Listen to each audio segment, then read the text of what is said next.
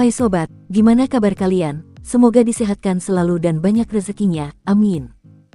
Jangan lupa untuk berlangganan. Dengan Anda berlangganan, Anda menjadi orang pertama di channel ini yang memiliki hak istimewa.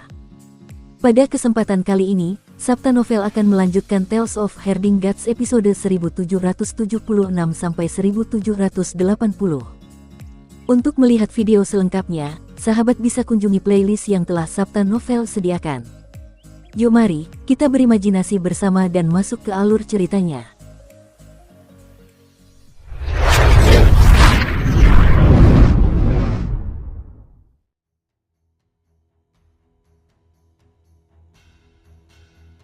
Saat Kinmu berdiri, permukaan laut kekacauan langsung terdistorsi.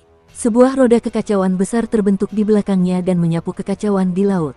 Roda kekacauan yang berputar menyapu kapal emas yang melintasi dunia, dan kapal emas besar itu bergerak secara horizontal di permukaan laut kekacauan. Kapal emas itu berderit dan jatuh ke dalam roda kekacauan. Air laut kekacauan primal naik dan turun, lalu diangkat oleh kapal besar yang berputar. Pemandangannya sangat menakjubkan dan mengejutkan. Ledakan. Tiba-tiba, pohon dao milik semua orang mulai terbakar hebat. 3 penguasa istana, He Huan, Zheng Cheng, dan Phoenix terkejut dan masing-masing memadamkan api. 5 praktisi dao dari istana Miluo juga buru-buru mengaktifkan kemampuan ilahi mereka dalam upaya untuk memadamkan api di pohon dao, namun, mereka tidak menyangka bahwa api akan dinyalakan oleh angin panas di lubang pembuangan. Tidak ada cara untuk memadamkannya. Mereka mengolah sistem formasi dao alam dao ortodoks. Ketika alam dao mereka mencapai lapisan surgawi ke-36, mereka akan mempercayakan alam dao mereka ke kehampaan dan membentuk surga agung, yang akan melahirkan pohon-pohon dao dan buah-buah dao. Lubang pembuangan itu justru kebalikan dari kekosongan pamungkas. Ketika pohon dao mereka sampai di jurang besar lubang pembuangan, mereka terkekang dengan kuat. Jika mereka tidak bisa meninggalkan tempat ini, basis kultivasi mereka akan sepenuhnya meleleh oleh tempat aneh ini. Faktanya, mereka bahkan dapat merasakan lapisan surgawi pertama alam dao mereka tengah diserbu oleh panas, dan terus-menerus runtuh. Pengorbanan. Ketiga penguasa istana berteriak keras saat mereka mengaktifkan istana berharga mereka masing-masing. Ketiga istana berharga itu memadamkan api di pohon dao, menyebabkan mereka bertiga menghela napas lega. Pada saat ini, langit agung aula kuning juga mulai terbakar. Panasnya berkobar, membakar pohon dao dan buah dao bersama-sama. Huang Tang meraung marah dan mengaktifkan cabang pohon dunia. Cabang pohon dunia disempurnakan oleh Pak Tua tanpa batas, dan segera menembus roda kekacauan dan mengaduk lautan kekacauan.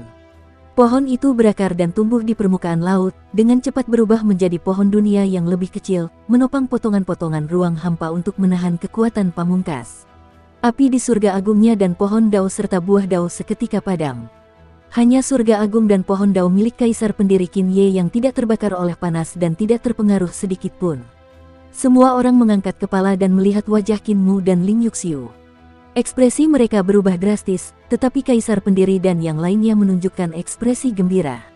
Tuan Muda ke-7, kapal emas itu telah ditangkap oleh roda kekacauan dan mendarat di dalamnya.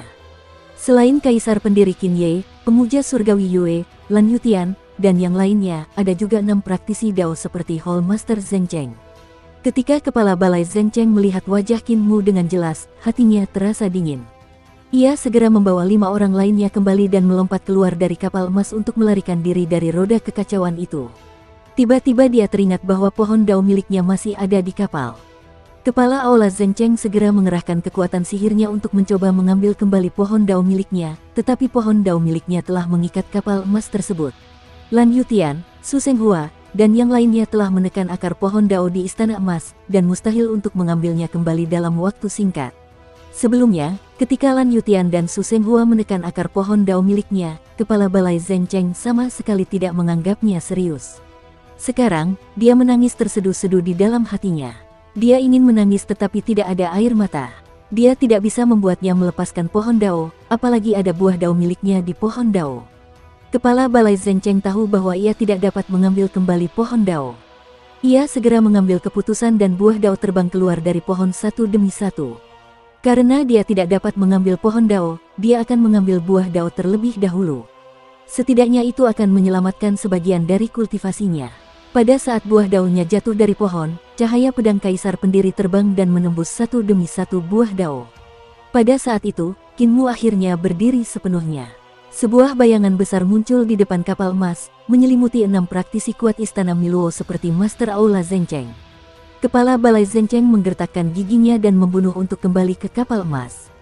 Dia mengeksekusi Balai Harta Karun Zhencheng untuk berhadapan langsung dengan Kaisar Pendiri. Aula Istana Zhencheng berputar di sekelilingnya dengan kecepatan tinggi dan berbenturan dengan pedang Dao Sang Kaisar Pendiri. Aula Istana Zhencheng terkadang besar dan kecil. Saat kecil, ia seperti sebutir pasir. Saat besar, ia berubah menjadi kota suci yang cemerlang.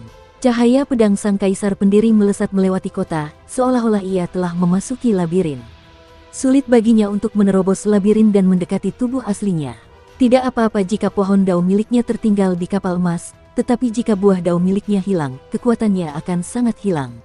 Tatapan mata Su Senghua berkedip. Merasa bahwa Kaisar Pendiri akan merasa sulit untuk menang, dia segera menghitung struktur internal Zhencheng.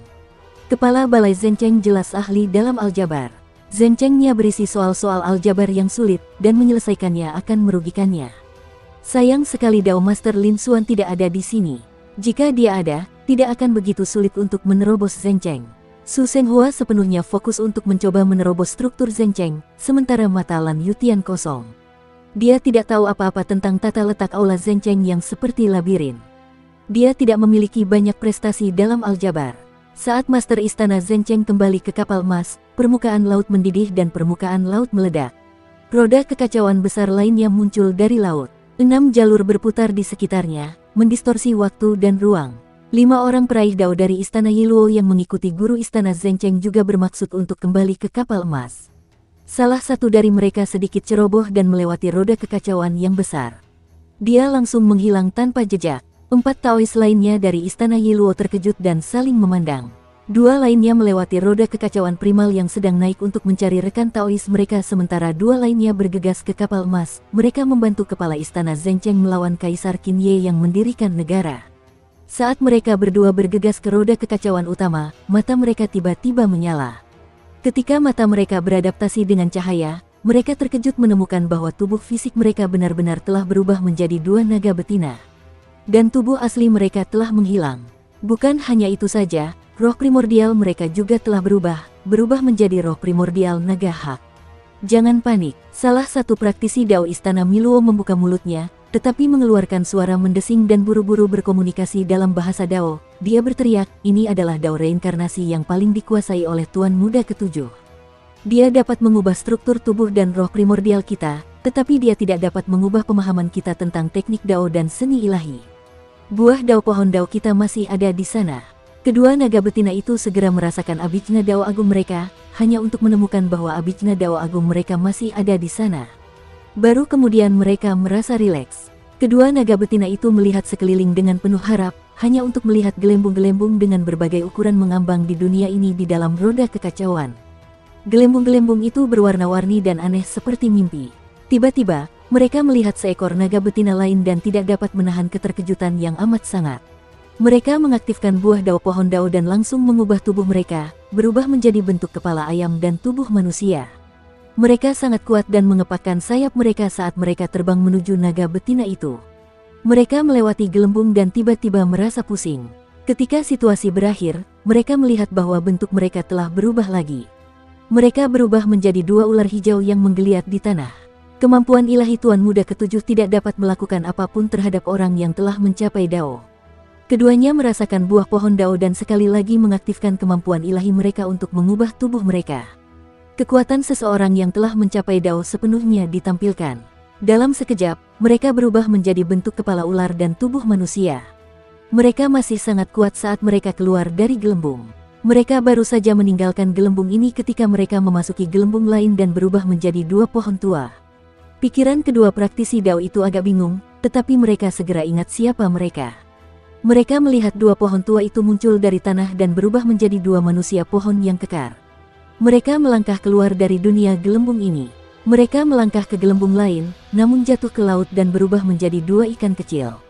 Ketika mereka bergegas ke dunia gelembung berikutnya, mereka berubah menjadi 2 bunga liar di pinggir jalan.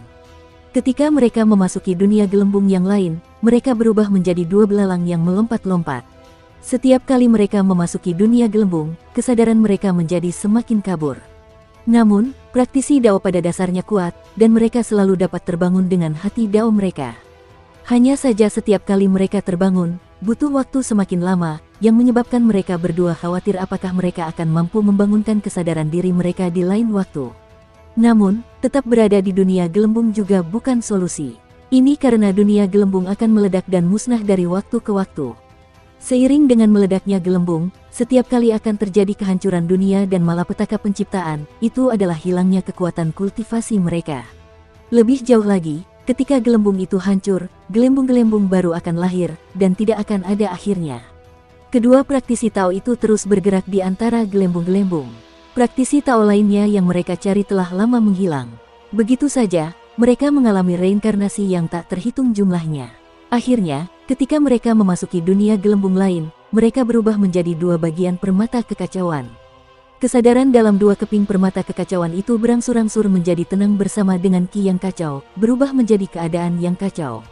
Objek lain menggelinding ke dunia gelembung ini dan mendarat di tanah, berubah menjadi sepotong permata kekacauan. Ketiga permata kekacauan itu membeku di sana, tidak bergerak sama sekali.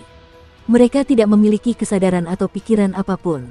Pada saat ini, hanya sesaat yang berlalu di dunia luar. Hallmaster Huan dan Hallmaster Phoenix langsung mengaktifkan istana mereka masing-masing untuk memadamkan panas dan api mematikan. Mereka segera mengambil keputusan dan langsung berbalik, berusaha meninggalkan lubang pembuangan itu. Namun, yang mengejutkan mereka adalah mereka tidak dapat melihat jalan masuk ke lubang pembuangan tersebut.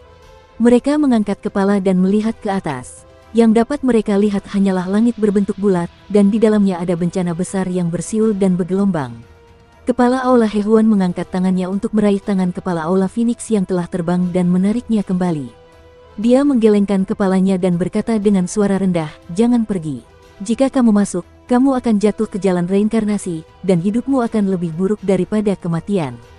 Hallmaster Phoenix tiba-tiba teringat rumor tentang Tuan Muda Ketujuh Istana Mikrov, dan dia langsung terhenti dengan keringat dingin di sekujur tubuhnya. Dalam rumor kuno, pernah ada orang yang memasuki ruang reinkarnasi dalam mimpi Tuan Muda Ketujuh Kinmu dan mengalami berbagai hal aneh. Rumornya sangat aneh. Kinmu sekarang sudah memiliki aura Tuan Muda Ketujuh, jadi dia tidak punya pilihan selain bertindak hati-hati. Aku masih memiliki seni ilahi Tuan Muda Ketiga Ling Xiao, yang dapat melukai Tuan Muda Ketujuh dengan parah dan menembus wilayah anehnya. Kepala Aula Hehuan berkata dengan suara yang dalam. Kepala Aula Phoenix merasa lega. Tiba-tiba tiga batu kekacauan jatuh dari langit melingkar dan jatuh ke laut kekacauan di samping mereka. Pandangan kedua kepala Aula tertuju pada tiga batu itu. Mereka tercengang, tetapi tidak menganggapnya serius. Pada saat itu, rambut putih yang tak terhitung jumlahnya berkibar di belakang Kinmu seperti pedang, menyerangnya dari belakang. Setiap helai rambut putih berubah menjadi segala macam seni ilahi pamungkas dalam upaya untuk melahap Kinmu. Tiba-tiba, roda kekacauan berputar dan menghalangi rambut putih itu, mencegah mereka mendekati Kinmu. Old Seven, kemampuanmu semakin membaik. Di bawah lautan kekacauan, daun-daun teratai mengapung, dan sebuah wajah besar tiba-tiba muncul. Rambut putih mengapung di sekitar wajah, tampak sangat aneh. Kepala Aula, Hehuan, dan yang lainnya menatap wajah itu melalui roda kekacauan. Mereka melihat wanita itu dikunci oleh rantai merah yang sangat tebal dan tertekan di laut, tidak dapat melarikan diri. Tuan Muda Kedua Wuji, Hehuan, Phoenix, dan yang lainnya tercengang, dan mereka bergegas menyambutnya. Hehuan, Phoenix, Zheng Cheng, salam, Tuan Muda Kedua. Rambut putih yang menyerang Kinmu adalah rambut putih Tuan Muda Kedua yang telah ditekan di lautan kekacauan. Karena telah melakukan dosa besar, dia telah ditekan di laut kekacauan oleh Tuan Istana Miluo. Tali merah berubah menjadi 5 rantai yang menjebaknya di dasar laut. Ketika dia melihat Kinmu datang, dia sangat gembira melihatnya, jadi dia membunuhnya. Namun, dia ditekan oleh Tuan Istana Miluo. Saat dia bergerak, dia akan terikat oleh simpul merah, tidak dapat menggerakkan Kinmu sama sekali. Wajah Tuan Muda Kedua Wuji berenang di bawah permukaan laut, bergerak dari timur ke barat, dari depan ke belakang. Dia mengamati semua orang dan tiba-tiba terkekeh. 3 kepala balai Istana Miluo datang sekaligus. Tuan Tujuh, bisakah kau menghadapi mereka? Dia tidak bisa menahan tawa. Kau memilih untuk berkomplot melawan mereka di sini. Tidakkah kau terlalu meremehkanku? Jika aku bergandengan tangan dengan Hallmaster ini, apakah kau pikir kau punya peluang untuk menang?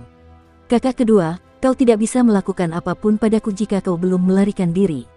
Kinmu berbalik, dan lautan yang kacau meraung dan bergolak di bawah kiri dan kanan roda kekacauan 6 jalur.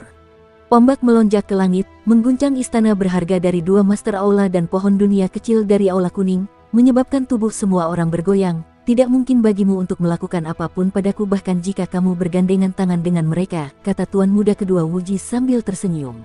Aku punya banyak cara untuk membuatmu tunduk. Tuan Muda kedua Wuji sangat marah dan mencibir. 7 tua, kau semakin berani. Kinmu menjentikkan jarinya, dan kekuatan 5 tali merah yang telah menekan Tuan Muda kedua meledak. Tuan Muda kedua Wuji mendengus dan dikirim ke dasar laut kekacauan. Bicaralah dengan kasar, saudari kedua, kamu belum memiliki kualifikasi. Kinmu berbalik dan berkata dengan acuh tak acuh, kecuali guru melepaskan simpul tali merahmu, lebih baik kamu patuh di depan adik kecil ini. Semuanya, suaranya tiba-tiba meledak di langit di atas laut kekacauan, menyebabkan gelombang di permukaan laut bergolak. Semuanya, hanya ada satu cara agar kalian semua bisa bertahan hidup. Kinmu mengangkat jarinya dan menyapukan pandangannya ke wajah He Huan, Huang Huang, Huang Tang, dan yang lainnya. Dengan cara ini aku akan mengirim kalian semua kembali ke masa lalu, katanya sambil tersenyum. Namun, sebelum itu, aku ingin kalian semua menyerahkan formasi pengorbanan darah yang kalian ketahui. Aku akan mengaturnya dan mengirim kalian semua kembali ke masa lalu. Setelah kalian semua kembali, energi yang dikorbankan oleh kalian semua akan kembali ke zaman ke-17 dan kembali ke pemilik aslinya. Bagaimana menurut kalian semua? Teruslah bermimpi. Hall Master Phoenix mengangkat kepalanya untuk menatapnya. Dia berteriak dengan niat membunuh. Tuan Muda ketujuh, Anda adalah Tuan Muda Istana Miluo, jadi mengapa Anda mencoba membantu orang lain?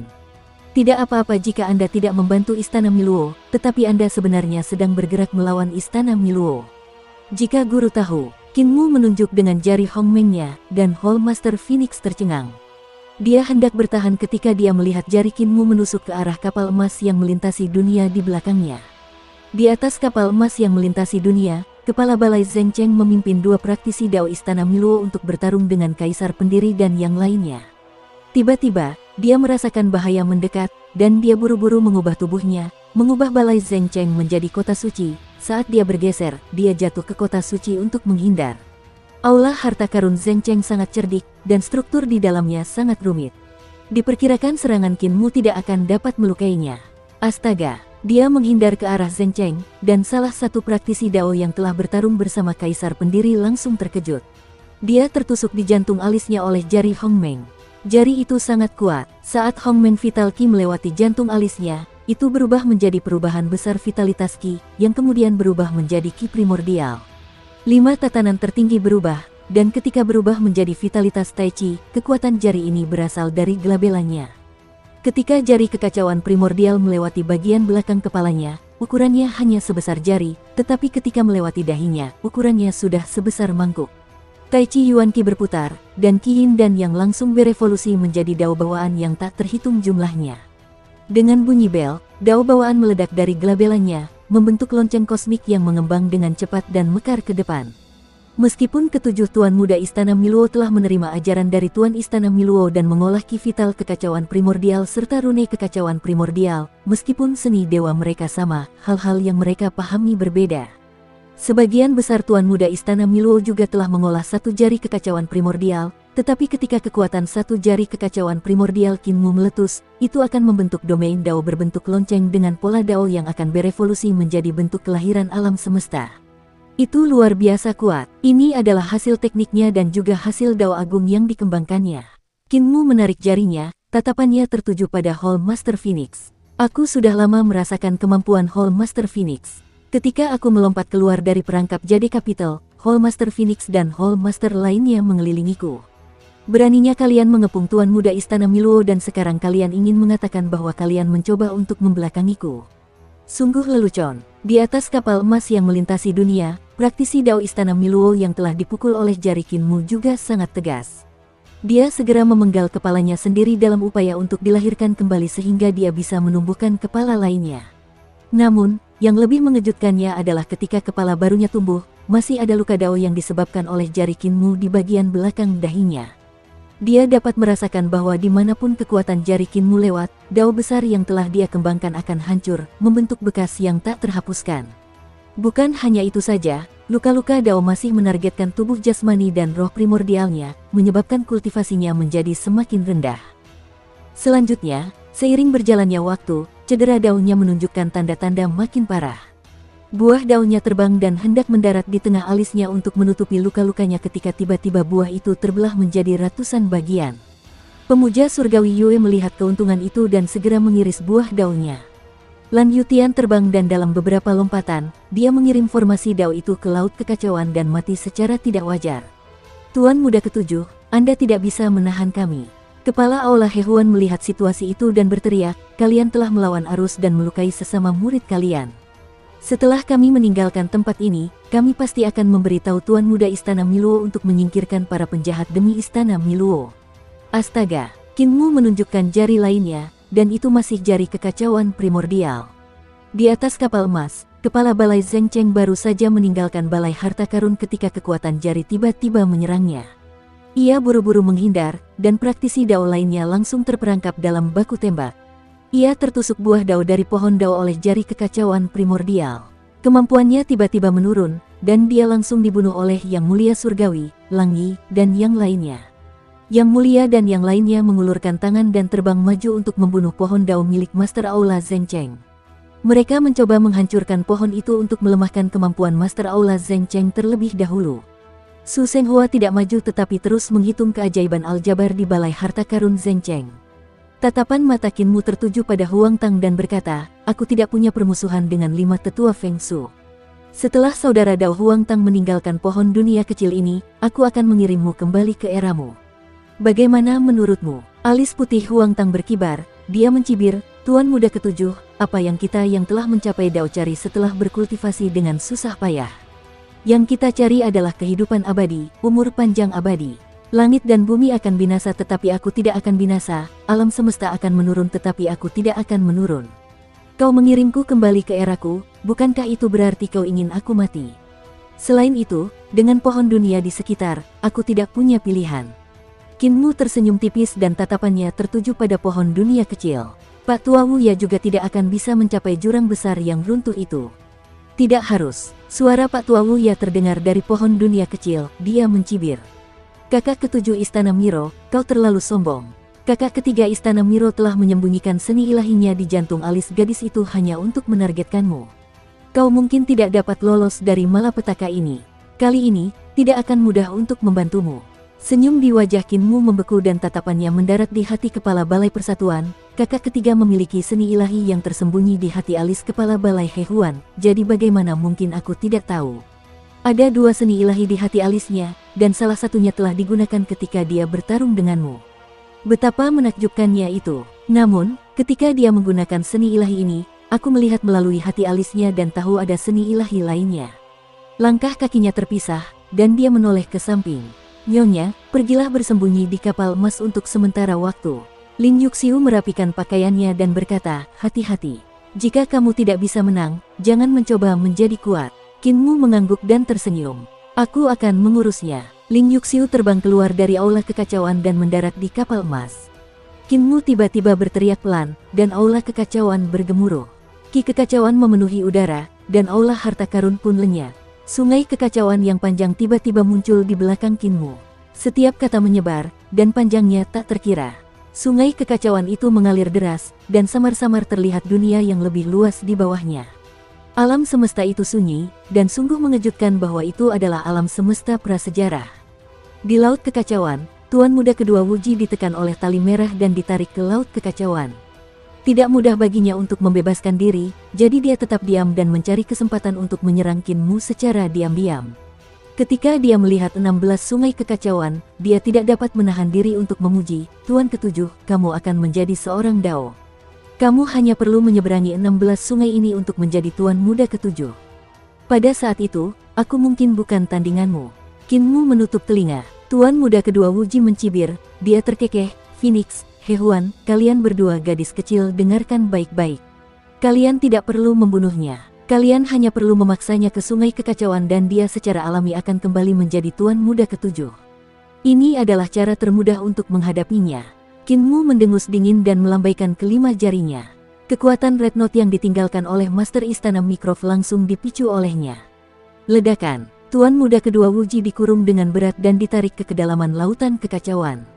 Tawanya masih terdengar, kakak ketujuh, kelemahanmu yang paling fatal adalah teknikmu sendiri. Kau tidak bisa melangkah setengah langkah pun ke dalam sungai kekacauan. Mata He Huan, Phoenix, dan Huang Tang langsung menjadi sangat cerah. Begitu Kinmu mengeksekusi Red Note, mereka bertiga bergerak hampir bersamaan. Hall Master Phoenix mengeksekusi Treasured Hall of the Phoenix, dan aula itu mengeluarkan suara berdenting. Dao agung di aula itu berubah menjadi seekor burung Phoenix yang melesat ke langit. Sayapnya terbentang dan berubah menjadi 40 lapisan api Dao surgawi. Kepala balai Phoenix terbang mendekat dan mengulurkan jarinya. Dia menarik sayap Phoenix-nya dan melesat ke arah jantung alis Kinmu, berubah menjadi serangan yang tak tertandingi. Pada saat yang sama, Huang Tang mencabut pohon dunia, dan pohon itu berubah menjadi tongkat kayu panjang yang dipukulnya. Ujung tongkat itu berubah menjadi berbagai bentuk dan menyerang pinggang Kinmu. Master Aula Huan mengikuti dari dekat di belakang mereka berdua, menunggu kesempatan untuk bergerak dan mencari waktu terbaik guna mengeksekusi seni ilahi Tuan Muda ketiga. Cahaya di tengah alisnya berkedip-kedip, dan seni ilahi Tuan Muda ketiga bisa meledak kapan saja. Pada saat itu, Kinmu mengulurkan tangannya untuk mencabut pedangnya, dan cahaya pedang menyala. Dia mematahkan kepala Phoenix dengan satu pedang, dan cahaya pedang itu menyapu, mengiris serangan Hall Master Phoenix yang tak tertandingi.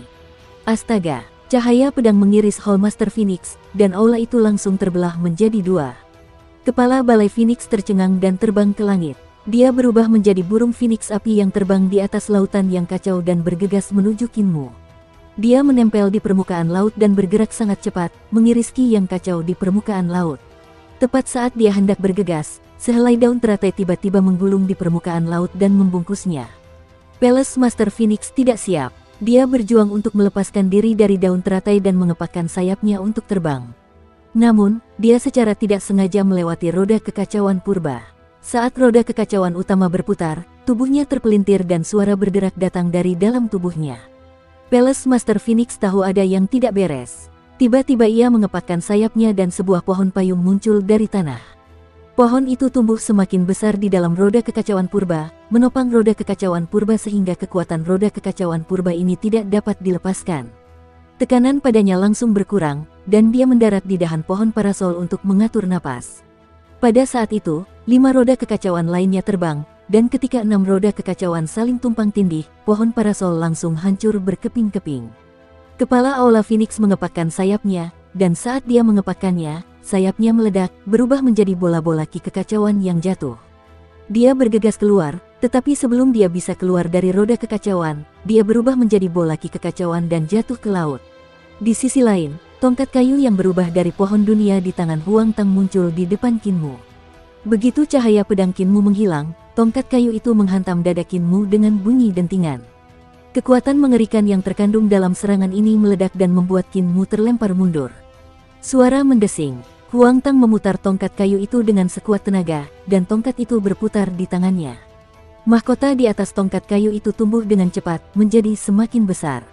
Mahkota itu berubah menjadi pohon dunia dan menghantam tubuh Kinmu sekali lagi. Cabang-cabang yang tak terhitung jumlahnya di pohon dunia bagaikan pedang, dan daun-daun yang tak terhitung jumlahnya bagaikan pohon palem. Mereka bagaikan tetesan air hujan yang menghantam bunga pir, dan pukulan-pukulan berat yang tak terhitung jumlahnya mendarat di tubuh Kinmu satu demi satu.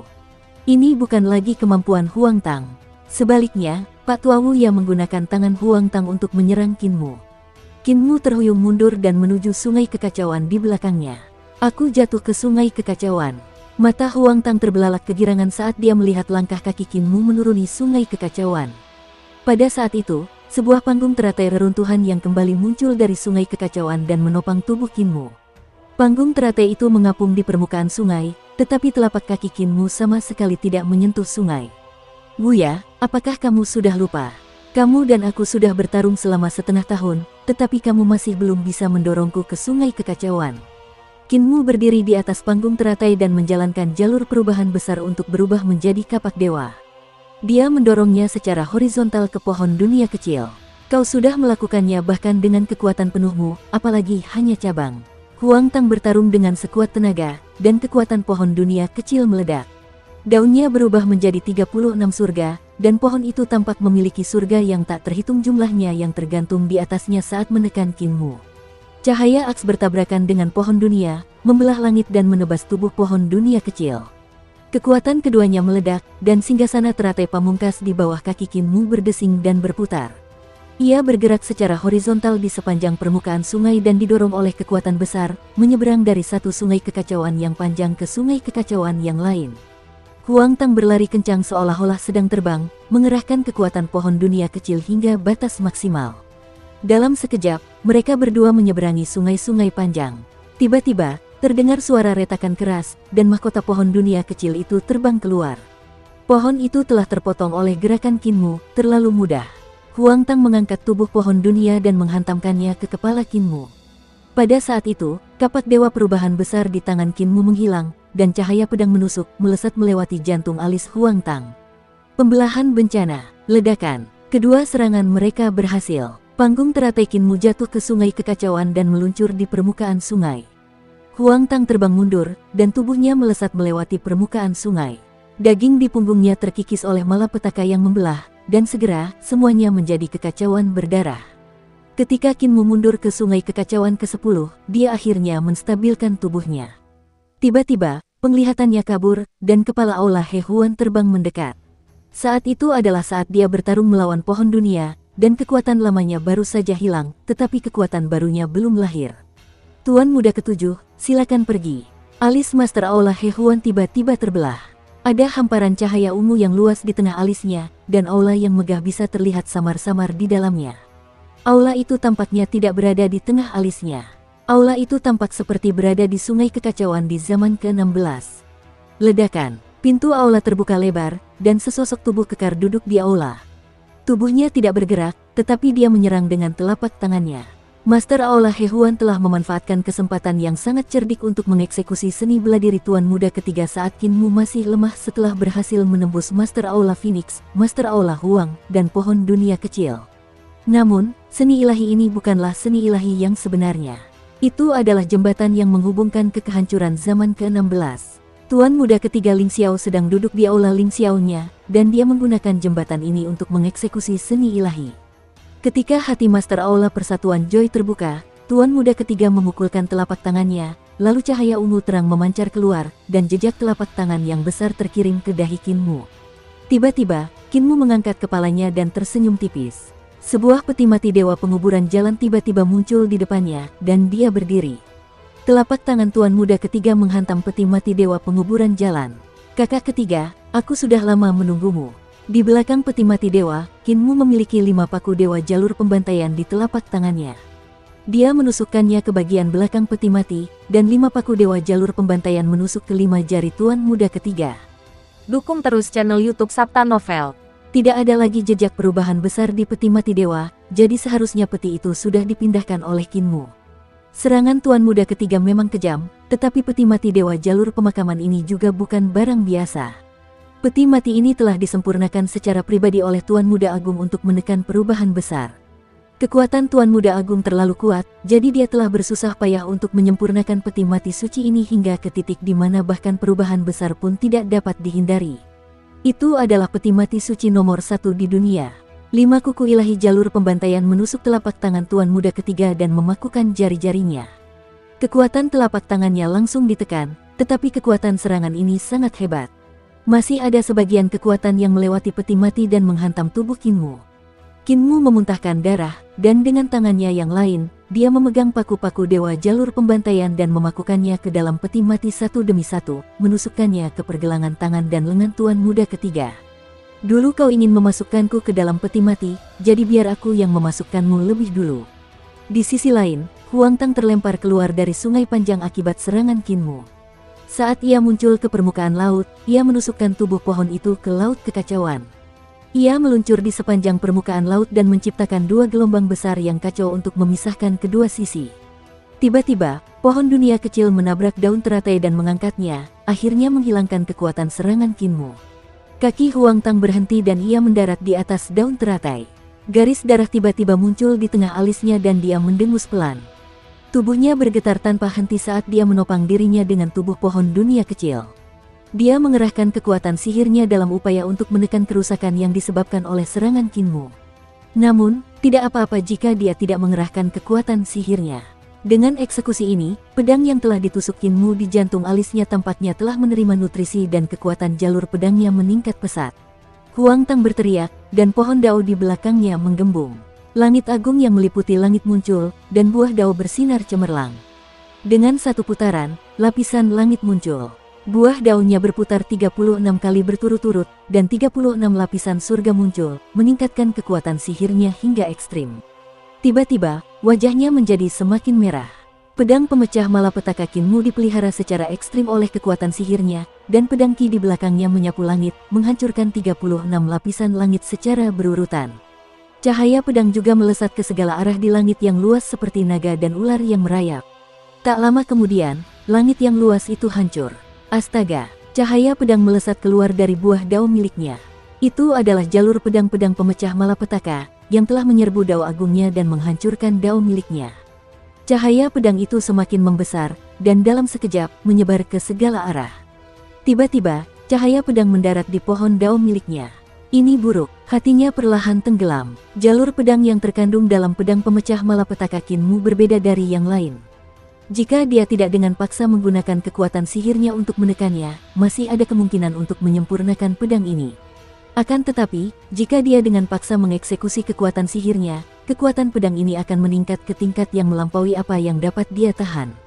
Senior Wuya, jaga baik-baik adik angkatku, adik perempuan dan laki-lakiku.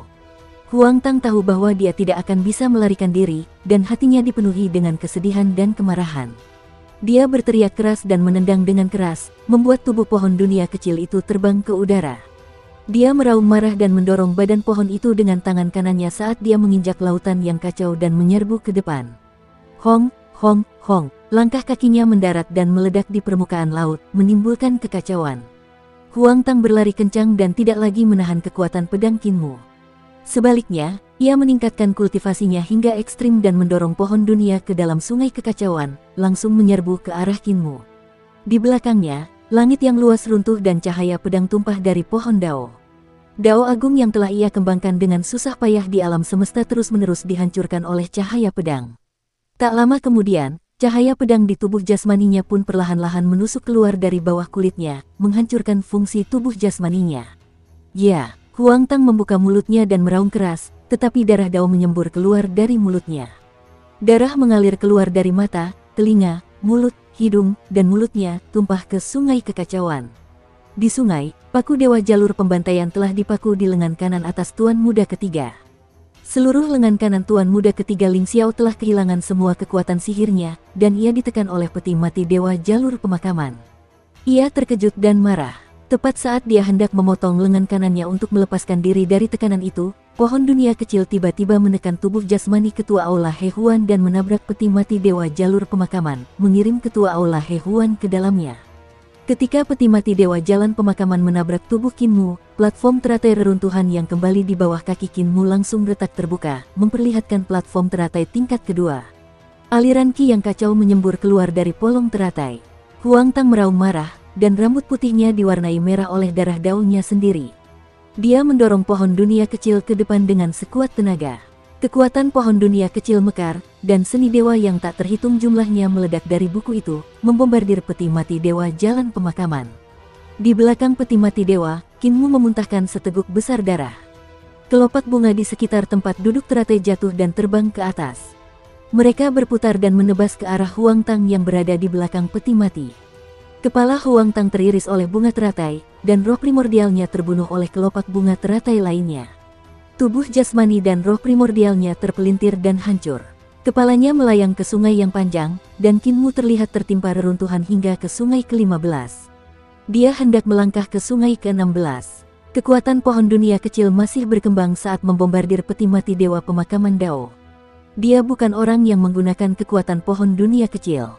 Dia hanya boneka Pak Tua Wuya, dan dia hanya perlu membawa pohon dunia kecil itu ke Kinmu. Orang yang mengaktifkan kekuatan pohon dunia kecil adalah Pak Tua Wuya. Di dalam peti mati, kepala balai He Huan sudah dipukuli hingga berdarah-darah. Darah Dao mengalir keluar dari peti mati dan mewarnai sungai menjadi merah sebelum berubah menjadi kekacauan. Untuk mengeksekusi seni bela diri Tuan Muda ketiga, Hallmaster Miluo tidak sempat mengeluarkan kemampuannya sendiri sebelum dia terbunuh oleh serangkaian perubahan tak terduga di dalam peti mati. Tuan Muda ketujuh, Anda bisa kembali sekarang. Kepala Huang Tang jatuh ke sungai kekacauan, dan senyum muncul di wajahnya. Aku telah memberikan kontribusi yang begitu besar, jadi Li Su dan saudari Yan harus dirawat dengan baik oleh Pak Tua Wuya. Ketika dia jatuh, Qin Mu sudah melangkah ke sungai ke-16. Pada saat yang sama, platform lotus di bawah kaki Qin Mu hancur total, dan kakinya hampir jatuh ke sungai. Pada saat itu, kapal emas penyeberangan dunia mendarat di bawah kaki Qin Mu. Mata Huang Tang membelalak, dan senyum di wajahnya menegang. Dia mengeluarkan raungan marah dan jatuh ke sungai kekacauan. Qin Mu melangkah di atas kapal emas yang melintasi dunia dan tiba-tiba mengeksekusi kekuatan sihir yang tersisa. 16 sungai kekacauan mengelilinginya, dan aula kekacauan muncul, membawa 16 sungai ke dalam aula. Ledakan, pintu aula tertutup, dan saat pintu itu tertutup rapat, Tuan Muda ketiga Ling Xiao mengambil keputusan cepat dan memotong lengan kanannya. Pohon dunia kecil segera mengubah arahnya dan terbang keluar dari aula. Namun, sebelum mencapai pintu aula, pintu itu sudah tertutup sepenuhnya. Ledakan, pohon dunia kecil menabrak pintu aula, dan suara benda berat jatuh ke tanah terdengar dari aula kekacauan. Aula kekacauan sepenuhnya memutus hubungan antara pohon dunia kecil dan Pak Tua Wuya, sehingga mustahil baginya untuk mengendalikan harta karun itu. Kaki Qin Mu lemas dan dia hampir jatuh dari kapal. Tiba-tiba, sehelai pita sutra tergulung dan melilit pinggangnya. Itu adalah Lang Bao. Ling Yuxiu berlari mendekat dan mendukung Qin Mu. Lang Bao menyimpan pita sutra itu dan bersikap seolah tidak terjadi apa-apa. Ketika tiba-tiba dia menyadari tatapan mata Dewa Yue tertuju padanya, dia langsung tersenyum padanya. Venerabilis surgawi Yue menarik kembali pandangannya dan menyembunyikan bunga persik di lengan bajunya. Dia awalnya berencana untuk menyelamatkan Qin Mu, tetapi Lang Bao selangkah lebih maju darinya. Aku sudah menemukan jalan keluarnya. Su Senghua tiba-tiba melesat maju dan menyerbu ke kota suci kepala balai Zhengcheng. Labirin Zhengcheng berubah, dan Su Senghua meraih dinding yang bergerak dan mengeluarkan batu bata suci. Perubahan pada Zhengcheng seketika terhenti. Kepala kuil Zhengcheng terkejut. Ia mendongak dan melihat pedang kaisar pendiri datang ke arahnya. Teknik gerakan master istana Zhengcheng terus berubah, tetapi pohon daun miliknya telah hancur, dan istananya yang berharga telah hancur. Bagaimana dia bisa menghindari cahaya pedang sang kaisar pendiri? Dia disambar 100 pedang, dan dia melompat mundur dalam upaya melompat keluar dari dunia sambil menyeberangi kapal emas dan melarikan diri. Namun, saat dia melompat keluar dari kapal emas itu, dia melompat ke sebuah istana yang sangat berharga. Istana yang sangat berharga itu adalah istana suci pedang dao milik Kaisar Qin Ye. Pintu istana tertutup dengan suara keras, dan pedang dao di dalam istana menyebar. Jeritan mengerikan terdengar dari dalam istana, diikuti oleh darah mengalir keluar dari pintu yang terbuka. Kaisar pendiri Qin Ye menyarungkan pedangnya dan melangkah maju. Tiba-tiba, tawa Tuan Muda kedua Wu Ji terdengar. 7 tua, kau memang kejam dan tak kenal ampun. Kau membunuh anggota keluargamu sendiri dan membunuh 3 kepala kuil. Guru menindasku saat itu karena aku membunuh orang-orang istana Mikrov. Sepertinya kau dan aku berada di jalan yang sama. Untuk menjadi dao lubang pembuangan, kita semua memiliki cita-cita yang sama. Kau setuju dengan cita-citaku membuatku merasa sangat bersyukur. Aura Qin Mu goyah. Mendengar itu, dia tersenyum. Kakak kedua, kamu dan aku jelas tidak berada di jalan yang sama. Kamu hanya ingin menghancurkan segalanya dan membiarkan semuanya jatuh ke dalam lubang pembuangan.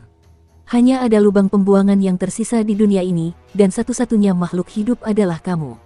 Ini adalah cita-citamu, tapi filosofiku tidak seperti ini. Semua orang di kapal tidak bisa menahan diri untuk tidak menggigil. Tuan Muda kedua Istana Miro, Wu Ji, sebenarnya ingin menghancurkan segalanya dan mengerahkan seluruh alam semesta ke titik tertinggi. Meskipun mereka semua merasa bahwa Tuan Muda ketiga dan keempat Istana Miro sangat kejam dan tidak manusiawi, dan akan melakukan apa saja untuk mencapai tujuan mereka, tetapi tujuan Tuan Muda ketiga dan keempat adalah untuk menemukan cara untuk memecahkan kiamat besar alam semesta. Adapun Tuan Muda kedua, itu murni untuk memuaskan keinginannya untuk menghancurkan. Perahu emas itu berlayar di sepanjang lautan kekacauan purba menuju salah satu akar teratai. Wajah besar Tuan Muda kedua Wu Ji muncul di bawah perahu dan berenang maju bersama perahu itu. Rambut putihnya perlahan terangkat dari lautan kekacauan purba seperti rumput laut yang mengambang, membelai perahu emas dengan lembut. Dia tersenyum dan berkata, kamu salah. Tua 7, kamu bukanlah Dewi Lubang Pembuangan yang sebenarnya. Tentu saja, kamu tidak memahami tanggung jawab berat yang dipikul oleh Dewi Lubang Pembuangan. Dewi Lubang Pembuangan memiliki kehancuran dan penciptaan. Selain menghancurkan dunia, dia juga harus menciptakan dunia dan menciptakan dunia yang sempurna. Wajahnya perlahan muncul dari air. Rambut putihnya jatuh ke dalam air dan perlahan naik bersama tubuhnya yang anggun. Simpul merah segera mulai menunjukkan kekuatannya, dengan paksa menahan dan menekannya. Rambut putih tuan muda kedua Wuji berkibar tertiup angin saat ia melawan simpul merah. Lengannya bersandar di sisi kapal emas yang melintasi dunia, dan dagunya bersandar di punggung tangannya, memperlihatkan wajah cantiknya saat ia dengan penasaran mengamati orang-orang di kapal. Guru menganjurkan untuk tidak ikut campur dalam dunia berikutnya. Dia ingin menemukan solusi sempurna untuk kiamat besar. Awalnya saya sangat percaya padanya, berpikir bahwa dia akan mampu menemukan solusi ini. Dia gagal berkali-kali. Akhirnya saya kecewa. Tatapan mata Wuji menyapu wajah semua orang satu persatu. Semua orang merasakan hawa dingin di hati mereka. Mereka merasa seolah-olah telah jatuh ke dalam kegelapan yang tak berujung di bawah tatapannya. Tubuh dan Yuan Shen mereka tampaknya berada di ambang kehancuran. Lengan tuan muda kedua Wuji diletakkan di sisi kapal. Tubuhnya berenang bersama kapal emas itu. Dia tersenyum dan berkata, "Kemudian, ketika aku mencapai Dao di lubang pembuangan, aku akhirnya mengerti di mana guru salah." Dia merasa bahwa ibu kota master surga salah karena membelah langit dan hanya akan membangkitkan sekelompok orang yang tinggi dan perkasa. Namun, ketidakikutsertaannya juga salah. Mereka yang mencapai Dao adalah penghancur alam semesta ini, Fermin. Jika seseorang ingin menciptakan dunia yang sempurna, hanya ada satu cara, dan itu adalah menghancurkan semua orang yang mencapai Dao. Old Seven, kamu pasti setuju denganku, kan? Kinmu berdiri dengan gemetar dibantu Ling Yuxiu dan menggelengkan kepalanya. Kakak kedua, jalan yang berbeda mengarah pada strategi yang berbeda. Cita-cita kita tidak sama. Tuan muda kedua Wuji mengibaskan rambutnya dan melepaskan kelima rantai itu. Selama kekuatan Red Note tidak didorong hingga ekstrim, akan sulit untuk menghadapinya sejenak. Jangan munafik. Dia meletakkan satu tangan di sisi kapal dan mengangkat tubuhnya untuk berenang di lautan kekacauan purba. Dia berkata dengan santai, "Tujuanmu adalah untuk menghancurkan semua praktisi Dao dan membiarkan energi alam semesta yang dimakan oleh serangga-serangga ini kembali ke alam semesta." Tujuanku sama. Praktisi Dao ini adalah sekelompok pencuri hebat yang mencuri misteri langit dan bumi tetapi tidak berkontribusi sama sekali pada alam semesta. Mereka pantas mati. Dia melepaskan tangannya dan berbaring telentang di bawah permukaan laut. Dia berenang mengelilingi dunia sambil menyeberangi kapal emas dan suaranya datang dan pergi. "Tujuanku adalah menyingkirkan mereka dan menciptakan dunia baru. Aku tidak akan mengganggu dunia baru seperti Tiandu. Aku hanya akan membiarkan dunia baru ini berkembang secara alami. Bukankah ini sama dengan idemu?" Tiba-tiba sosoknya muncul di sisi kiri kapal emas dan ingin menaikinya. Ekspresi Kinmu sedikit berubah, dan kelima jari tangan kanannya terbuka, membentuk segel tali merah. Tuan muda kedua Wuji terkekeh dan jatuh ke belakang, dia jatuh ke laut. "Dengan kekuatanmu saja dan ikan serta udang bau ini, mustahil bagimu untuk melawan istana Miluo. Jika kamu tidak kembali ke masa lalu, kamu tidak akan bisa membunuh yang ketiga dan keempat, tetapi jika kamu melepaskanku, aku akan membantumu menyingkirkan mereka." Hua, dia melompat keluar dari air dengan gembira seperti ikan yang hidup di lautan kekacauan. 5 rantai yang diikat dengan tali merah itu seperti sirip yang panjang. Mereka sangat cantik, dong. Dia jatuh ke dalam air lagi, suaranya dipenuhi dengan godaan. Hanya tuan muda kedua dan ketujuh dari istana Miluo yang dapat bergandengan tangan untuk menghancurkan istana Miluo. "Aku juga dapat membantumu menyingkirkan Pak Tua Wuya. Orang tua ini penuh dengan ide-ide jahat. Ayo bunuh dia dan perbaiki dia menjadi harta karun. Harta karun itu akan menjadi milikmu. Aku juga dapat membantumu membunuh publik yang membelah surga." Dia berkata dengan gembira, "Publik pembuka surga bersembunyi, dan orang-orang ini bahkan lebih jahat dari yang kau kira.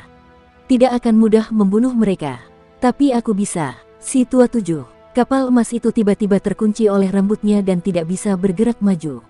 Sosok tuan muda kedua tanpa batas bangkit dari haluan dan menatap Kinmu. "Ada begitu banyak manfaat bekerja sama denganku, jadi mengapa kamu masih ragu-ragu?" Ling Yuxiu, Su Senghua, dan yang lainnya juga cukup tersentuh. Kata-kata tuan muda Wuji memang menyentuh. Kemampuan Eternal Peace terlalu lemah dibandingkan dengan istana Mikrov dan Pak Tua Wuya, apalagi dengan publik misterius yang membelah surga. Hanya dengan mereka saja, akan sedikit sulit bagi mereka untuk berhadapan dengan eksistensi setingkat Master Aula tanpa Kinmu. Kemampuan Kinmu memang luar biasa, tetapi hanya ada satu Kinmu yang berada dalam kedamaian abadi. Setiap saat, dia akan mempertaruhkan nyawanya dan menggunakan semua kebijaksanaannya untuk menghentikan turunnya istana Mikrov dan Pak Tua Wuya. Setiap saat, Kinmu akan bertarung hingga ia kelelahan, atau ia akan terluka parah dan diambang kematian. Kali ini juga sama. Jika Kinmu tidak menggunakan seluruh kekuatannya untuk menghalangi pohon dunia kecil milik lelaki tua Wuya dan seni ilahi milik Tuan Muda ketiga, mereka tidak akan bisa lolos dari kematian. Jika dia mendapat bantuan Tuan Muda kedua, tekanan pada Kinmu akan jauh berkurang, dan kedamaian abadi tidak akan terancam musnah. Kinmu mendongak menatap wajah Tuan Muda kedua Wuji dan tiba-tiba tersenyum. Kakak kedua, kamu banyak bicara sampai-sampai aku pun terharu. Aku hanya punya satu pertanyaan untukmu. Dia tiba-tiba bertanya dalam bahasa Dao kekacauan primordial dan bertanya dengan suara yang dalam, setelah saudari kedua memusnahkan istana Miluo, Pak Tua Wuya, dan Tiandu, bagaimana aku harus menghadapi alam semesta ini? Dia bertanya dalam bahasa Dao kekacauan primordial dan membuat Tuan Muda kedua Wuji lengah. Pertanyaan Dao langsung terpatri di hati Dao-nya. Jika Tuan Muda kedua Wuji berbohong, dia akan melawan hati Dao-nya dan merusak kultivasinya sendiri. Tuan Muda kedua Wuji sedikit terkejut dan menjawab dengan bahasa Dao. Ada sedikit kemarahan dalam kata-katanya. Keduanya bertanya dan menjawab dalam bahasa Dao kekacauan primordial. Bagi yang lain, bahasa mereka tidak jelas dan sulit dipahami. Bahasa itu mengandung misteri mendalam dari dunia yang lebih besar dan sulit untuk memahami artinya. Su Senghua menatap Lan Yutian, yang juga mengerutkan kening. Dia merenung sejenak dan berkata dengan malu-malu, aku hanya mengerti satu atau dua suku kata. Ekspresi Kinmu menjadi serius dan dia mengibaskan lengan bajunya. Kakak kedua, silakan kembali. Tuan Muda kedua Wuji mendengus marah. Ia ingin marah, tetapi ia khawatir Kinmu akan memicu simpul tali merah, sehingga ia jatuh ke laut. Kinmu datang ke haluan kapal dan melihat ke bawah. Dia melihat wajahnya perlahan tenggelam di bawah laut. Tatapan mereka bertemu, dan Tuan Muda kedua Wuji perlahan tenggelam ke dasar laut. Rambut putih yang melingkari dunia yang melintasi kapal emas juga mengendur satu demi satu. Kapal emas yang melintasi dunia itu tiba di dasar bunga teratai reruntuhan yang kembali dari era ke-17 dan terbang di sepanjang tangkai teratai itu. Ling Yuxiu bertanya dengan suara rendah, suamiku, apa yang dikatakan Tuan Muda kedua? Dia mengatakan bahwa era ke-17 tidaklah sempurna. Karena dia ingin menciptakan dunia yang sempurna, dia tentu saja harus menghancurkan era ke-17. Kinmu menghela napas panjang, kali ini, ketika aku pergi ke tempat kotor di kehampaan tertinggi, aku bertemu dengan Tuan Muda Agung, Grand Supreme, dan memahami sebuah prinsip sederhana. Ketika gunung runtuh, ketika tembok runtuh, tidak ada seorang pun di dunia ini yang dapat diandalkan, termasuk Tai. Satu-satunya yang dapat kita andalkan adalah diri kita sendiri. Matanya berkedip, Tai tentu saja tidak mengatakan apapun kepadanya. Dia juga sangat baik pada zaman ke-17. Namun, Tai adalah penguasa ibu kota surga. Jika dia menyatu dengan orang lumpuh, masa yang membelah surga yang tersembunyi di tempat yang tidak diketahui akan muncul. Menurut pemahamannya, tindakan jemaat pembelah langit bahkan lebih ekstrim daripada tindakan istana Miluo. Kalau jemaat yang membelah langit itu turun, itu akan menjadi malapetaka yang bisa memusnahkan seluruh dunia. Perahu emas itu melesat keluar dari jurang besar reruntuhan yang kembali. Begitu perahu itu melompat keluar, Kinmu mengeksekusi dao besar reruntuhan yang kembali dan melihat daun-daun teratai tumbuh darinya. Daun-daun teratai yang besar itu terhubung dengan kehampaan, mereka menghalangi kehampaan istana leluhur. Urat-urat daun teratai bagaikan rantai besar yang menembus kehampaan dan menyatu dengannya. Urat-urat daun itu perlahan menghilang. Setelah beberapa saat, daun teratai pun menghilang seluruhnya. Semua orang merasakannya dengan cermat dan tidak bisa lagi merasakan kekosongan pamungkas. Kinmu telah sepenuhnya menyegel kekosongan terakhir dari istana leluhur. Kultivasinya belum pulih, jadi dia dengan paksa mengeksekusi daun teratai dari reruntuhan yang kembali untuk menutup kekosongan terakhir dari istana leluhur. Dia sangat lelah hingga terengah-engah dan sangat lemah. Ling Yuxiu segera membantunya beristirahat di aula emas kapal emas. Awalnya, Yang Mulia Bulan ingin memintanya untuk menyelamatkan Dewa Sang, tetapi ketika melihat situasinya, dia hanya bisa menahannya. Nenek Si, kepala desa, dan yang lainnya telah bersembunyi di aula emas kapal emas sepanjang waktu dan segera datang untuk menyambut mereka. Nenek, tunggu aku pulih sedikit, lalu aku akan mengirim kalian semua keluar dari istana leluhur. Kinmu menghela napas lega dan berkata, setelah kalian semua pergi, aku akan terus memperdalam segel istana leluhur sampai Hall Master tidak dapat melarikan diri. Kepala desa mengerutkan kening. Muer, lebih baik untuk meredakan penyumbatan. Mengapa tidak meninggalkan jalan bagi para ahli perdamaian abadi untuk memasuki istana leluhur untuk mendapatkan pengalaman? Hanya dengan mengalami pertempuran hidup dan mati seseorang dapat tumbuh dengan cepat. Kinmu merenung sejenak, hanya kecakapan tempur seorang pemuja surga yang dapat memiliki kekuatan untuk bertarung di istana leluhur. Nenek Si tersenyum. Kalau begitu, istana leluhur adalah tempat uji coba untuk mencapai Dao. Di semua dunia di surga, siapapun yang telah berkultivasi hingga tingkat seorang pemuja surgawi dapat datang ke sini untuk menempa diri dan membantu mereka mencapai Dao. Dengan cara ini, akan ada semakin banyak praktisi Dao di semua dunia di surga. Mungkin bukan tidak mungkin bagi mereka untuk bertarung melawan Istana Miluo dan Pak Tua Wuya. Ling Yuxiu bertepuk tangan dan tersenyum. Kalau begitu, suamiku tidak perlu terlalu lelah. Tempat percobaan untuk mencapai Dao. Kinmu tercengang dan datang ke depan aula emas. Dia melihat istana leluhur yang megah dengan gunung-gunung dan lautan yang megah serta pemandangan yang tak terhitung jumlahnya. Baiklah, dia meletakkan tangannya di belakang punggungnya dan berkata dengan tatapan yang dalam. Kinmu beristirahat selama beberapa hari untuk memulihkan sebagian kultivasinya, lalu menyibukkan diri lagi. Sang Jun telah jatuh ke dalam kondisi hidup dan mati setelah diserang oleh seni dewa Jiang Baigui yang tidak mudah, jadi lebih merepotkan untuk menyelesaikan kondisi hidup dan mati baginya. Dia perlu memblokir serangan Hall Master Happy yang pasti akan membunuh saat dia menyelesaikan seni dewa yang tidak mudah itu. Bagaimanapun juga, Hall Master Happy adalah eksistensi yang setara dengan Hall Master. Meskipun dia sudah mati, seni ilahinya terus beredar dalam seni ilahi yang tidak mudah, membunuh Sang Jun berulang kali. Satu-satunya orang yang mampu menghalangi serangan mematikannya tidak lain adalah Kinmu dan Kaisar Pendiri. Keduanya sudah siap, dan Kinmu hendak menghancurkan seni Dewa Bui. Begitu dia melakukannya, Kaisar Pendiri Kinye menusuk dengan pedangnya, menghalangi seni dewa yang hendak membunuh Sang Jun. Sang Jun ditarik kembali dari pintu kematian oleh mereka berdua, dan apoteker segera maju untuk merawat luka-lukanya. Kinmu menghela napas lega dan mengundang Tai Yi keluar. Dia ditusuk oleh paku-paku dewa pembantaian di sekujur tubuhnya, dan dia terbaring tak bergerak di atas kapal emas itu. Saudara Yu, Saudara Su, Saudara Junior Jiang, aku akan mengajarkan kalian rune kekacauan purba dari Istana Miluo. Kalian semua datang untuk menyembuhkan Tai Yi. Kinmu mengundang mereka bertiga dan mengajarkan mereka rune kekacauan primordial serta jalur, keterampilan, dan seni ilahi Istana Miluo yang telah dipahaminya. Tuan Muda ketiga dan Tuan Muda keempat telah mengalami kemunduran kali ini, tetapi mereka pasti akan bangkit kembali.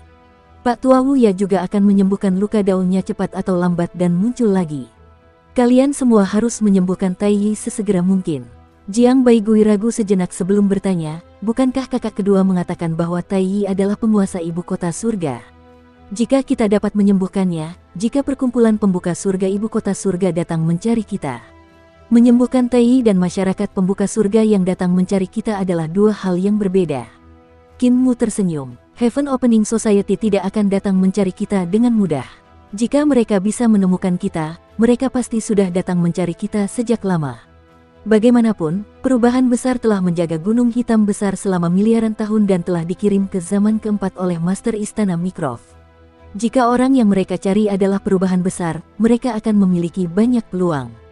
Dapat dilihat bahwa yang mereka cari bukanlah perubahan besar, tetapi Master Ibu Kota Surgawi. Su Senghua bingung, apakah ada perbedaan? Great Cheng adalah seorang penjelajah tunggal yang bepergian sendirian. Master of Celestial Capital adalah pemimpin Ibu Kota Surgawi. Inilah perbedaan terbesarnya. Kinmu berkata, perubahan besar jelas berbeda dari ibu kota penguasa surga, tetapi saya tidak yakin dalam aspek apa. Saya mungkin memerlukan Ling yang sangat terhormat untuk menjelaskannya dengan jelas. Lan Yutian berkata, saudaraku, bukankah kamu akan lebih tenang jika kamu menghadapi perubahan besar? Pencapaianmu dalam seni ilahi kekacauan primordial bahkan lebih tinggi. Su Senghua dan Jiang Baigui mengangguk. Aku masih memiliki peti mati dewa jalan pemakaman dan pohon dunia kecil di aula kekacauanku. Aku masih harus masuk dan menyelesaikan masalah dengan Tuan Muda ketiga yang sedang ditekan di sana. Kinmu menghela napas, selain itu, ada istana leluhur, ibu kota Jade. Di bawah komando Pak Tua Wuya, kedua faksi ini pasti akan gelisah. Saya juga perlu melihat-lihat, saya perlu menekan mereka yang perlu ditekan dan membunuh mereka yang perlu dibunuh. Juga, kandang istana leluhur tidak stabil, jadi saya perlu terus memperkuatnya. Ada terlalu banyak hal dan saya tidak punya waktu untuk menyembuhkan mereka yang terlalu mudah. Saya akan mengajari kalian jalan, keterampilan, dan seni ilahi Istana Miluo. Kalian juga dapat menggunakan kesempatan ini untuk meningkatkan diri dan berusaha untuk mencapai Dao sesegera mungkin, jadi saya tidak perlu bekerja terlalu keras. Ketiganya awalnya menduga bahwa dia merasa penyembuhan itu terlalu mudah dan terlalu merepotkan, jadi mereka menyerahkannya kepada mereka. Ketika mereka mendengar ini, mereka tidak dapat menahan rasa bersalah. Ketika perahu emas itu mendarat, Kinmu mengajak semua orang turun dari perahu emas itu, hanya menyisakan Ling Yuxiu. Perahu emas itu semakin mengecil dan membawa mereka pergi. Setelah beberapa saat, bayangan Kinmu tiba-tiba bergetar di atas perahu emas, dan sosok Sang Jun muncul. Dia terlempar dari perahu oleh Kinmu. Jiang Baigui mendongak dan berkata kepada Su Senghua dan Lan Yutian, kami tidak salah menebak, dia hanya merasa itu merepotkan. Dia terlalu malas untuk menangani semua masalah yang merepotkan dan hanya akan melemparkannya kepada kami. Lan Yutian menggelengkan kepalanya. Kakakku bukan orang seperti itu. Kakak Su, kan? Su Senghua tidak berkomentar dan berkata, perawatannya terlalu mudah. Ketiganya dapat dikatakan memiliki pemahaman dan bakat tertinggi. Mereka bergandengan tangan untuk memahami jalur, keterampilan, dan seni ilahi Istana Miluo yang telah diajarkan Kinmu kepada mereka dan kemudian mengamati luka Dao di tubuh Taiyi untuk berkomunikasi satu sama lain, itu secara alami lebih cepat daripada apa yang harus dilalui Kinmu sendiri. Namun, jika mereka ingin menyembuhkan perubahan besar, mereka harus memiliki pencapaian mendalam dalam jalur, keterampilan, dan seni ilahi Istana Mikrov. Ini membutuhkan waktu. Pada saat itu, kapal emas itu terbang santai menuju ibu kota Jade. Kinmu dan Ling Yuxiu bersandar di haluan kapal dan menikmati kedamaian dan kehangatan yang langka. Ling Yuxiu tiba-tiba tersenyum. Bukankah agak tidak baik bagi seorang suami untuk memberikan uang receh kepada mereka? Kinmu tertawa terbahak-bahak. Jika aku memaksakan segalanya sendiri, mereka tidak akan punya kesempatan untuk berlatih, dan sekarang kesempatan mereka telah tiba. Lagi pula, kita punya banyak hal yang harus dilakukan. Dia memegang tangan Ling Yuxiu dan berjalan menuju aula emas di kapal. Wajahnya merah, dan tangannya yang lain menutupi bibirnya. Dia sedikit tidak mau, tetapi dia tetap mengikuti langkahnya. Setelah beberapa saat, kapal emas yang melintasi dunia itu bergoyang seolah-olah sedang mabuk. Tiba-tiba menabrak gunung suci dan kemudian terbang dengan goyah. Tiba-tiba jatuh ke tanah dan terseret di tanah selama puluhan ribu mil sebelum tiba-tiba membubung ke langit, terjun ke lautan awan. Untungnya, tidak ada orang di istana leluhur hari ini, jadi tidak perlu khawatir akan mengejutkan dunia. Setelah waktu yang tidak diketahui, kapal emas yang melintasi dunia itu perlahan terbang ke istana leluhur, Jade Capital. Sudah ada beberapa praktisi jalur Istana Miluo yang telah tiba di ibu kota Jade. Mereka memandang kapal emas aneh itu seolah-olah mereka sedang menghadapi musuh besar. Tiba-tiba, kapal emas itu tampaknya telah kehilangan kendali dan jatuh ke tanah dengan gemuruh, tidak bergerak sama sekali. Kematian tiga ketua aula besar, He Huan, Phoenix, dan Zhen Cheng telah menyebar ke Istana Miluo, mengejutkan semua orang di istana. Yang lebih mengejutkan lagi adalah lengan kanan tuan muda ketiga Ling Xiao telah dipotong, menyebabkan semua orang di Istana Miluo menjadi gempar. Mereka terkejut, marah, dan takut pada tuan muda ketujuh. Yang mengejutkan adalah Kinmu memiliki kemampuan seperti itu bahkan sebelum ia mencapai Dao. Yang membuat marah adalah Kinmu adalah tuan muda ketujuh Istana Miluo, namun ia telah membunuh orang-orangnya sendiri. Yang mereka takutkan adalah Kinmu membunuh mereka tanpa ampun. Jika mereka turun ke zaman ke-17, mereka mungkin akan dibunuh olehnya juga. Selama hari-hari ini, Istana Miluo masih menggunakan kekuatan pengorbanan darah untuk mendesak para praktisi Dao baru agar turun ke zaman ke-17. Namun, para praktisi Dao baru jauh lebih berhati-hati dan tidak meninggalkan ibu kota Jade. Mereka tidak keluar dan tidak pernah menduga Kinmu akan menerobos masuk. Beberapa praktisi Dao berhati-hati dan tidak mendekat. Sebaliknya, mereka berdiri di kejauhan dan mengamati kapal emas itu. Mereka melihat tidak ada seorang pun di dalamnya. Setelah beberapa saat, pintu aula besar di kapal emas itu tiba-tiba terbuka. Kinmu berjalan keluar sambil merapikan pakaiannya dengan wajah berseri-seri. Dia tersenyum dan berkata, rekan-rekan Taois tidak perlu khawatir. Aku di sini bukan untuk membunuh siapapun, tetapi untuk menemui guru. Aku harap rekan-rekan Taois akan memberi jalan. Di depan, beberapa praktisi Dao diam-diam memberi jalan. Kapal emas yang melintasi dunia itu terbang dan menuju jauh ke dalam ibu kota batu giok milik istana leluhur. Ling Yuxiu keluar dari istana emas dan melihat ibu kota istana leluhur yang terbuat dari batu giok itu tampak sunyi. Ada pohon-pohon dao yang layu, istana-istana dewa yang runtuh, dan angin dingin dan panas yang aneh dan tak terduga di mana-mana. Selain beberapa praktisi dao yang turun, tidak ada makhluk hidup lainnya. Tiba-tiba, buah dao terbang ke kapal emas dan tergantung di depan mereka berdua. Seorang wanita di buah dao tersenyum dan berkata, "Nanxiang menyapa tuan muda ketujuh." Ling Yuxiu menatap Qin Mu yang tersenyum dan berkata, "Rekan Taois Nanxiang, tidak perlu bersikap sopan. Ini istriku." Nanxiang memberi salam kepada tuan muda dan istri. Rantai dao dalam buah dao berputar dan menampakkan seorang wanita cantik. Namun, dia berada di tengah buah dao dan tidak mengenakan pakaian apapun, samar-samar memperlihatkan tubuh telanjangnya yang indah. Wajah Ling Yuxiu sedikit memerah saat dia melirik Qin Mu. Qin Mu tenang dan tersenyum. "Rekan Taois Nanxiang, aku di sini untuk menemui guru. Aku harus merepotkan rekan Taois untuk memberitahuku agar tidak terjadi masalah di sepanjang jalan." Wanita dalam buah dao itu terkekeh. Tuan muda ketujuh benar-benar berani. Sudah ada cukup banyak master aula yang telah tewas di tangan tuan muda dan antek-antek tuan muda di 72 aula istana Miluo, namun mereka masih berani datang dan menemui guru. "Jika kamu ingin menghancurkan ortodoksi guru, belum lagi guru itu tidak dapat mentolerirmu, siapa di istana Miluo yang dapat mentolerirmu?" Qin Mu tersenyum dan mengulurkan jarinya untuk menyentuh kekosongan dengan lembut. Ada seutas tali yang tidak dapat dilihat dengan mata telanjang. Tali ini membentang dari sungai kekacauan sampai ke pohon dunia di istana leluhur. Tali itu diregangkan dengan kencang, dan kekuatannya dapat meletus kapan saja. "Kakak keempat akan membiarkanku lewat." Qin Mu tersenyum. Orang yang menarik tali ini adalah Hao, seorang pemuja surgawi. Dia adalah satu-satunya praktisi dao yang lengkap di ibu kota Jade, meskipun dia membentuk daonya dengan kekuatan. "Jika saudara keempat tidak mengizinkanku untuk pergi, aku akan menggunakan tali ini untuk mengeksekusi seni ilahiku dan membunuh Hao, seorang pemuja surgawi." Ekspresi penguasa purba Nanxiang sedikit berubah, dan dia membungkuk di dalam buah dao.